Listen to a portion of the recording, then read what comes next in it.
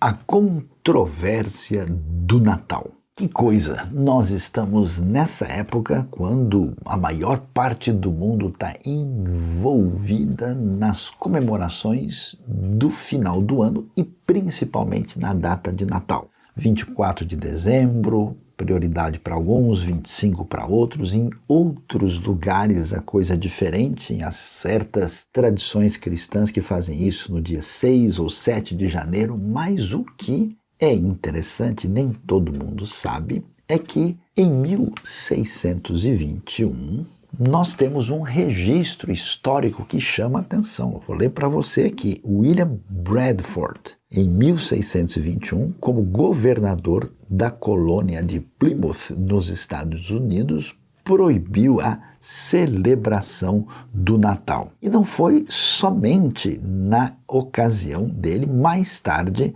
nós vamos descobrir que o Natal também foi proibido em 1644 na região de Boston, ali debaixo dessa influência desse pensamento chamado puritano que marcou o começo da expressão religiosa significativa nos Estados Unidos. E a pergunta é, mas que história é essa? Natal não é uma comemoração cristã?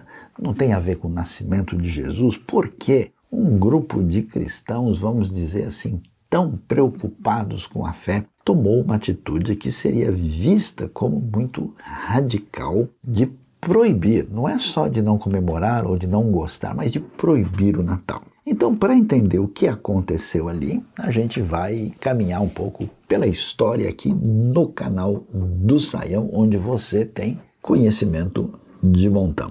Bom, a coisa começa é que quando você lê o Novo Testamento, os documentos cristãos primitivos, não existe assim uma preocupação de comemoração ou celebração do nascimento de Jesus. Por outro lado, existe uma importância muito destacada nos evangelhos e nas cartas também, especialmente nas epístolas de Paulo, falando da questão da encarnação, né? Cristo Jesus, o Emanuel, Deus conosco. Isso é celebrado de uma maneira extraordinária, especialmente quando nós vemos os relatos de Mateus capítulo 2 e de Lucas capítulo 2, com bastante profundidade e celebração profunda e especial. Mas o que aconteceu é que essa data de 25 de dezembro, que foi adotada na história, ela não é originalmente cristã. Para a gente entender o que acontece é o seguinte: à medida que o evangelho foi se espalhando e entrou na África, chegando ao Egito e à Etiópia,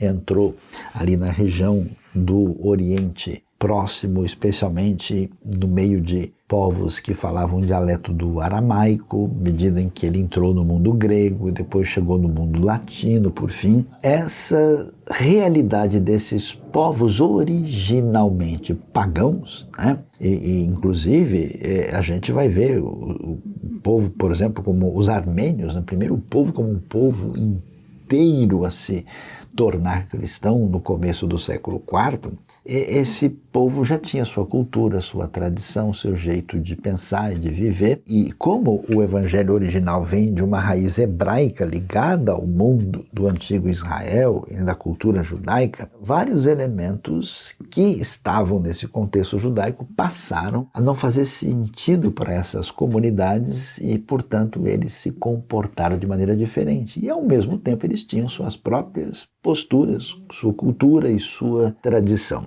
Então, o que acontece? Na época do inverno, naquela região, especialmente, pensando do Mediterrâneo europeu para o norte, nós temos a época de grande desafio, que aumentam as doenças, é muito frio, tem pouco sol, e a grande questão é que todo mundo estava preocupado em pensar na sobrevivência da vida diante do desafio da morte. Então, havia um culto persa antigo, chamado mitraísmo, havia festividades nesse ambiente greco-romano, e uma das coisas que se celebrava era exatamente o dia em que o sol deixava de ficar tão limitado no espaço do tempo das 24 horas do dia e começava a crescer cada vez mais. O Natalis Solis Invictor, quer dizer, o sol haveria de cada vez aumentar a sua força, a sua influência, derretendo a neve, vencendo o frio e então chegando ao momento da primavera. E quando o Evangelho chega e fala em Jesus como a razão de ser da vida, também da vida eterna, inclusive uma referência a Cristo é que ele é o sol da justiça. Essa associação foi feita e o que a gente pode dizer é que houve uma sobreposição litúrgica, sobreposição cultural, sobreposição celebrativa, em que aos poucos a data dedicada a esse conceito limitado do mundo pagão passou cada vez mais a ter espaço para lembrar do nascimento de Jesus, vencendo aí a morte, vencendo o mal nesse conflito que marca claramente a história humana. Mas acontece que o Natal não parou por aí, né? E aliás, ele continuou crescendo, os outros povos foram evangelizados. Mais tarde, nós vamos ver a evangelização das tribos germânicas, das tribos celtas e também dos eslavos, né? Então, por exemplo, conta-se que Bonifácio chegou aos germânicos, onde hoje é a atual Alemanha, e trocou o carvalho sagrado por um pinheiro que tinha a ver com o menino Jesus. Mais tarde também nós vamos ter presença crescente da fé cristã atingindo, né, todo o ambiente europeu, chegando às Ilhas Britânicas, chegando aos celtas, chegando até finalmente mais tarde à Escandinávia e um pouco antes disso aos povos eslavos através de um esforço de evangelização dos gregos. E portanto, o que acontece? O Natal virou uma espécie de celebração diversificada. Em alguns ambientes ele tem a marca maior, por exemplo, das tradições mais antigas ligadas ao paganismo. Em outros ambientes, o elemento de cristianização ficou mais definido e mais forte, mas com certeza todos os elementos que aparecem aí é uma mescla de tradições variadas. As luzes parecem ter vindo do ambiente judaico, do Hanukkah. O chamado Papai Noel é o São Nicolau, que viveu na antiga região da Ásia Menor e é um bispo da Igreja Antiga. A troca de presentes provavelmente também tem relação com o que acontecia já na época, no contexto judaico do Hanukkah. A questão dos presépios tenta remontar o que nós temos na tradição bíblica, juntamente com a história dos reis magos e as estrelas. E outras coisas mais recentes, com certeza, tem o apelo comercial que tem um impacto tremendo nessa época onde se compra e se vende de tudo e as pessoas são muitas vezes dadas aos excessos nas suas celebrações. Então, afinal de contas, Natal pagão, Natal cristão, Natal comercial. Afinal, o que é que a gente deve considerar num momento como esse? Pensando naqueles peregrinos, nos pilgrims da história americana, a ideia deles era qualquer coisa que a gente for fazer que não foi explicitamente encontrada no texto bíblico, ela é ilegítima e a gente então não deve nem chegar perto. A gente no máximo deve se lembrar de se reunir uma vez por semana no domingo para celebrar a Deus e a mensagem de Cristo e a sua palavra. Qualquer coisa fora disso não era bem-vinda.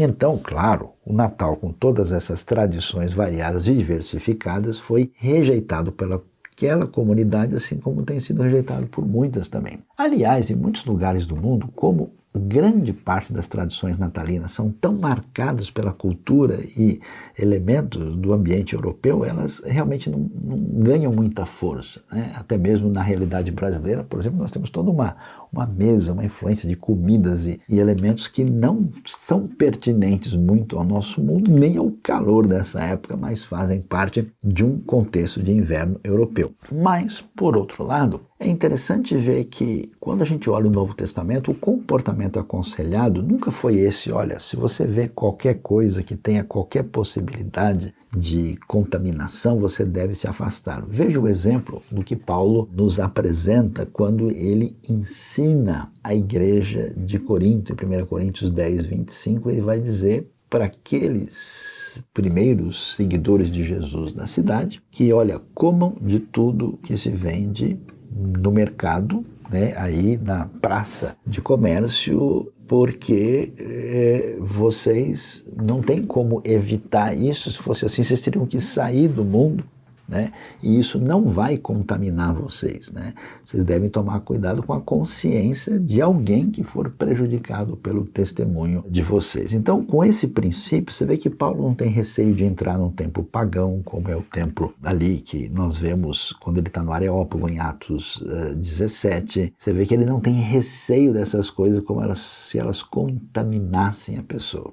Da mesma maneira, uma pessoa que é seguidor de Jesus em sintonia com o Novo Testamento não precisa ter medo de comemorações natalinas, não precisa ter receio que essas coisas de alguma maneira venham prejudicar. Há pessoas com excessos tais dizendo que se você tiver qualquer ligação com isso, você está contaminado de maneira definitiva. Não é esse o sentido do texto. Mas, por outro lado, a gente que se coloca numa posição de seguidor de Jesus, a gente pergunta o que a gente deve fazer no momento desse. A pergunta é simplesmente entrar na onda, fazer tudo aquilo que todo mundo está fazendo, gastar recursos, utilizar as coisas de maneira não pensada só para seguir o fluxo comercial, não parece um comportamento tão válido e aceitável. É curioso a gente observar que na Bíblia muita coisa que a gente vê ali já existia no mundo antigo. Certas práticas, certos símbolos, certas coisas que estavam presentes na realidade do mundo antigo recebem um novo significado. Talvez o exemplo maior é a cruz. A cruz é um símbolo maldito. A cruz é um símbolo romano, é um símbolo do poder legal de Roma de punir e matar. Curiosamente, a cruz se tornou o símbolo cristão mais predominante na história. Paulo diz que eles não têm do que se orgulhar a não ser na cruz de Cristo. E é curioso que aquilo que era símbolo de morte, de destruição, de punição, que caiu sobre Cristo, os primeiros cristãos, vira a sua própria identidade.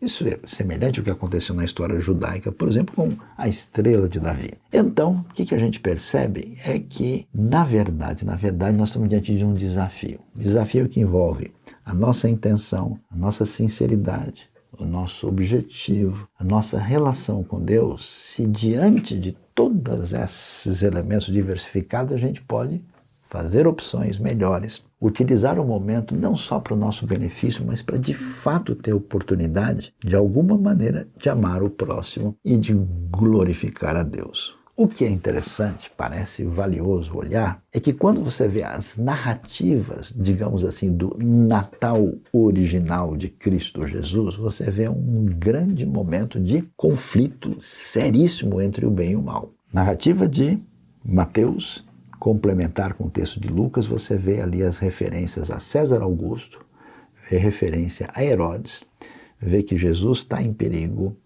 e, ao mesmo tempo, enquanto parece que o mal prevalecente vai ser vencedor, nós vamos ver de um lado esses protagonistas perversos diante do menino Jesus, dos magos que vêm reconhecer que o rei nasceu e ele não está em Roma e nem está em Jerusalém, juntamente com os pastores simples do campo e também com os anjos que celebram esse nascimento, junto dos pequenos animais da manjedoura e o casal Maria e José. Então, Natal é um conflito entre o bem e o mal. E sempre nós teremos essa necessidade de tomar uma decisão, que não é mero legalismo, que não é mero misticismo, que não é mera acomodação. É uma atitude responsável de fazer o melhor possível nesse momento de festa, nesse momento de ter atitudes contidas e nesse momento de celebração. Feliz Natal, Deus abençoe o seu coração.